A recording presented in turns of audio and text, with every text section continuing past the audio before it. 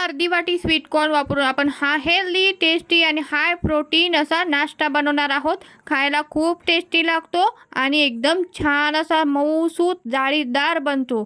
चला तर मग वेळ न घालवता रेसिपीला सुरुवात करूया। इथे मी एक स्वीट कॉर्न घेतलेला आहे, ते छान असे याचे दाणे काढून घेतलेले आहे।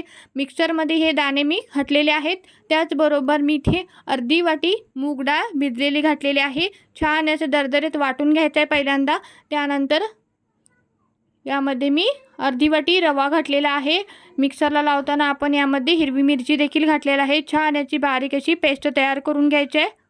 त्यानंतर चवीपुरतं मीठ घालायचं आहे, थोडीशी हिंग घातलेली आहे, आलं लसूण पेस्ट घालायची आणि छान याला मिक्स करून घ्यायचं आहे। आता मी इथे एक पॅन घेतलेला आहे, याला छान असं तेल लावून घेणार आहे आणि हे बनवलेलं आपण हे बॅटर घालणार आहोत। त्याआधी मी इथे इनो घातलेला आहे, वरून थोडंसं पाणी घालायचं आणि छान याला मिक्स करून घ्यायचं आहे। छान असा फ्लफी बनतं हे बॅटर।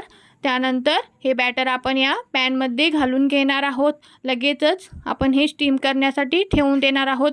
याची डिटेल रेसिपी मी आपल्या चॅनलवरती अपलोड केली आहे, तुम्ही तिथे जाऊन पाहू शकता।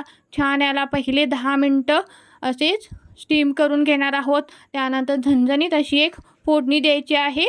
त्यासाठी तेल गरम करून इथे मी छान अशी मोहरी तडतडली की यामध्ये भरपूर अशी कोथिंबीर घालणार आहे। त्यानंतर कस्तुरी मेथी घालायचं आहे, याने फ्लेवर खूप छान येतो आणि यावरती हे असं हे घालून घ्यायचं आहे।